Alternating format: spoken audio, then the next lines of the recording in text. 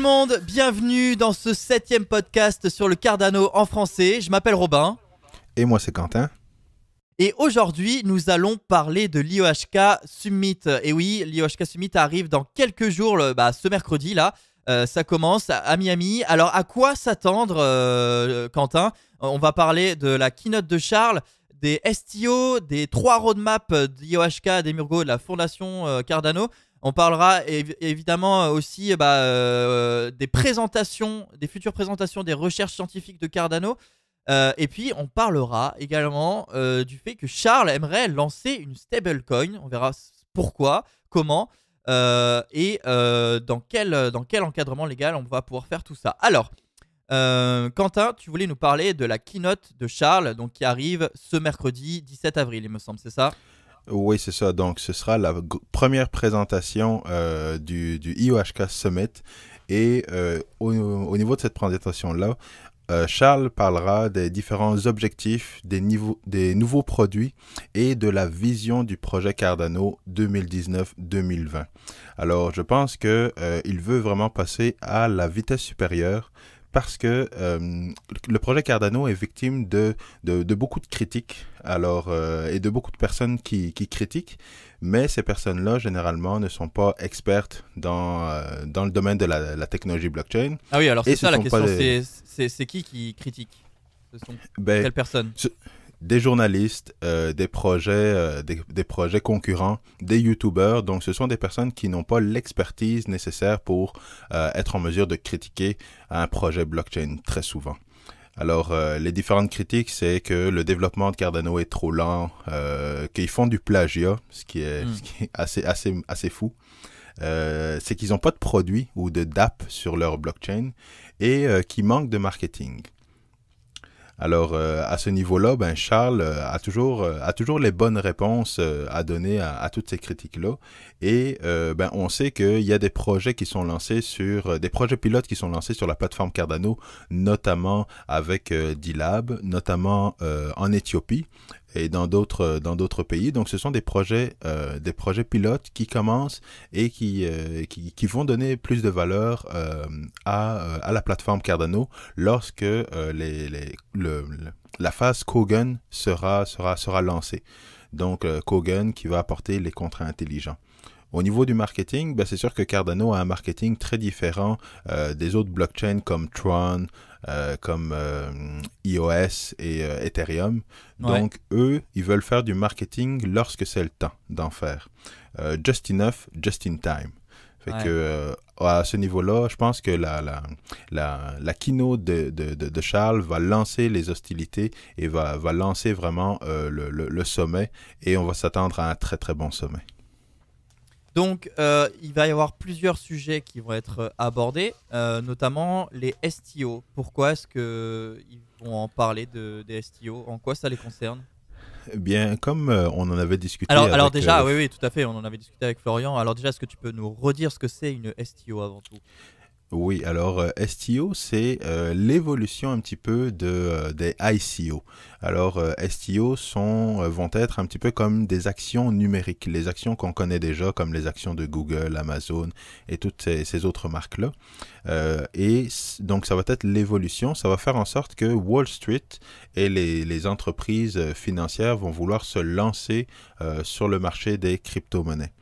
Alors, il va y avoir une présentation, dans le fond, sur le futur des STO et on peut s'attendre à des partenariats, justement, avec Emurgo et ces entreprises financières dont la spécialité est d'encadrer les startups et de lancer des entreprises en bourse. Fait que c'est pour ça qu'il y a un gros marché là-dessus et que Cardano veut bien se positionner de ce point de vue-là. D'accord, ok.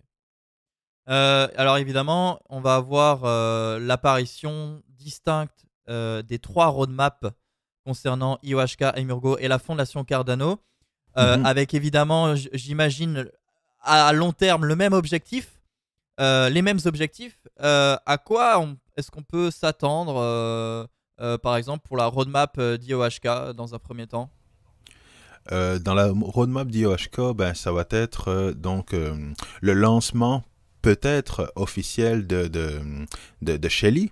Alors, Ouais. est-ce que tout le monde attend? Est-ce que ça va être sur le mainnet? Est-ce que ça va être sur le testnet? Donc Combien là, de temps ça va tu prendre? parles pour la sortie de Shelly pour la fin avril, Oui, c'est euh, ça.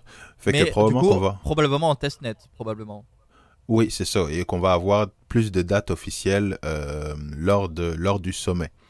Alors, Alors c'est ça qui est intéressant parce que j'ai vu qu'il y avait une petite confusion dans le précédent podcast avec Florian Bonnert mhm. lorsque justement il avait parlé de la sortie de Shelly. Il a dit que si je dis pas de bêtises, il a dit que la sortie de Shelly sortira fin avril. Donc et en fait on ne sait pas si c'est le mainnet ou si c'est le testnet. Oui, exactement. Donc, c'est sûr qu'il faut toujours faire attention lorsqu'on donne ce genre d'informations-là. Mais effectivement, donc lorsqu'il a sorti l'information, il n'a pas précisé sur quel environnement ça va être lancé. Bon, j'imagine Alors, que ce sera sur le testnet puisque pour l'instant c'est pas encore lancé. exactement, oui, oui, oui. Fait Bon. que ce sera probablement sur le testnet, mais on va avoir donc les confirmations lors du sommet.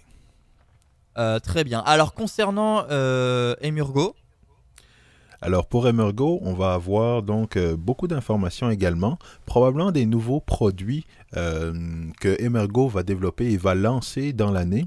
d'ailleurs, pareil, hein, Florian a dit qu'ils vont sortir un nouveau service Oui, à l'issue exactement. de l'IOHK Summit. Mhm, mhm. Et donc, on attend ça avec impatience. Les nouvelles fonctionnalités de Yoroi également. Et donc, les prochaines dates des rencontres qu'ils organisent avec D-Lab. Donc, pour encadrer et pour lancer, dans le fond, des nouveaux projets développés sur la blockchain Cardano. Alors, ce sont différents objectifs qui, si jamais elles sont atteintes, va faire du bruit au niveau de l'univers des crypto-monnaies puis de la Hmm. blockchain. Ouais. Euh, et c'est vraiment ce qu'on attend dans le fond du projet. Et alors bon, et la fondation Cardano dans tout ça, parce que j'ai le sentiment, en tout cas de mon point de vue, qu'on n'en entend pas trop parler, en tout cas plus trop parler. La fondation Cardano, ils font quoi eux? Oui, ben en fait, c'est de revoir un petit peu leurs activités exactement, parce que et il y a eu beaucoup de critiques également au niveau de la Fondation Cardano, de ce on ne sait pas ce qu'ils font exactement, on les voit un petit peu sur les réseaux sociaux, mais c'est vraiment intéressant et très important qu'il y ait plus de clarté sur leurs activités. Ouais. Alors, je pense qu'au niveau de la roadmap, ben, ça va nous donner la vision claire de la fondation, les différents objectifs comme le programme d'ambassadeurs, comme l'organisation des meet-ups, la gestion de la communauté, les politiques au niveau de Cardano. Fait que c'est ça, ça va être très important et je sais que je vais essayer d'avoir dans le fond des différentes entrevues avec ces grosses personnalités-là. Et oui, parce qu'il Mais faut pas l'oublier, tu seras là, tu seras présent toi à l'IOHK Summit à Miami. oui, Donc tu vas pouvoir être sur le terrain et sentir un peu, en tout cas avoir l'opportunité d'interroger des acteurs importants. oui, c'est ça. Il va y avoir plusieurs développeurs et plusieurs personnalités francophones, dont une présentation également qui sera donnée par un architecte système. Ça va être très intéressant, mais j'aurai l'occasion, c'est ça, de prendre des photos, puis de laisser la communauté francophone savoir qu'est-ce qui se passe, puis faire en sorte de vous donner l'expérience comme si vous étiez présent. Bon, Quentin va être notre relais journalistique Ouais, c'est ça. en direct via Telegram, en direct de l'IOHK Summit, ça va être très cool. J'ai hâte de voir ça. Exact. Ok, très bien. Est-ce que tu voulais ajouter quelque chose Ben, c'est que je concernant les pense que roadmaps? c'est que je pense que au bout du sommet, on va voir vraiment les trois entités, comme tu le précisais, se distinguer dans leurs activités, Ouais. mais avoir toujours la même vision. Donc, ça va construire vraiment l'écosystème Cardano, ce qui aurait dû être depuis le début, mais avec les différents problèmes qu'on a eus au niveau de la fondation Cardano, puis tout ça, je pense que au terme du sommet, on va avoir donc différents objectifs, mais la même vision du projet, et c'est ça qui va faire en sorte de donner beaucoup de valeur à la blockchain Cardano. Bon, c'est génial parce que rien que le fait d'en parler avec toi, ça me donne très envie d'y être déjà. Je suis déjà impatient. J'ai hâte de voir ce qui va se passer là. C'est très cool en effet de voir que les choses vont se construire petit à petit et surtout qu'il va y avoir de la visibilité pour nous autres investisseurs ou développeurs sur le projet Cardano. Donc non, c'est vraiment cool. Euh, ok, alors Charles a parlé qu'il aimerait lancer une stablecoin. Qu'est-ce que c'est déjà une stablecoin? Et pourquoi est-ce qu'il veut faire ça? Et comment il va faire ça? À quoi ça va lui servir? Alors, au niveau des stablecoins, c'est en lien avec l'interopérabilité, donc le deuxième pilier du projet Cardano. Et qu'on va avoir une interopérabilité notamment avec les institutions, dont les banques, et au niveau de la stablecoin, c'est pour être en mesure d'avoir un élément qui ne varie pas. Donc, une crypto-monnaie qui n'est pas volatile, que vous pouvez facilement échanger pour des currencies, donc des devises, dans votre compte en banque. Et que pour ça, ça fait phase avec l'encadrement légal qui va être un des sujets phares également du sommet du IOHK Summit. Ouais. Donc au niveau du sommet, il va y avoir différentes rencontres, différentes présentations sur l'encadrement légal des stablecoins, l'interaction avec les banques centrales et même les devises numériques. Alors, ça va être très intéressant de voir le futur des devises numériques et comment ça va pouvoir interagir avec la plateforme Cardano. Donc, ils se positionnent déjà en tant que futurs acteurs pour pouvoir communiquer, comme tu le dis, avec ce mot-là, l'interopérabilité, pour communiquer avec ces institutions, ces banques à travers une stablecoin. Exactement. Ouais. Et ils ont des travaux de recherche justement à savoir comment ces nouvelles monnaies, ces nouvelles crypto-monnaies doivent être régulées, légalisées dans les systèmes financiers. Alors, c'est bien d'avoir un système financier au niveau des crypto-monnaies, mais il faut savoir que personne ne peut faire affaire juste en crypto-monnaie et dans le monde de la blockchain. D'une certaine manière, il va falloir interagir avec la banque, avec des prêteurs, avec d'autres institutions financières, parce que dans le monde réel, c'est comme ça que ça fonctionne. Donc, ça va être très intéressant de voir les différentes discussions sur l'encadrement légal des crypto-monnaies. Ok, très bien.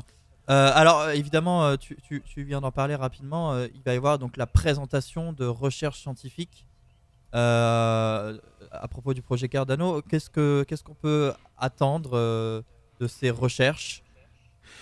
Comme vous le savez, la recherche, c'est la marque de commerce du projet Cardano. Donc, il va y avoir beaucoup de présentations sur les différents travaux, pourquoi c'est important de faire du peer review, donc de la révision par les pairs.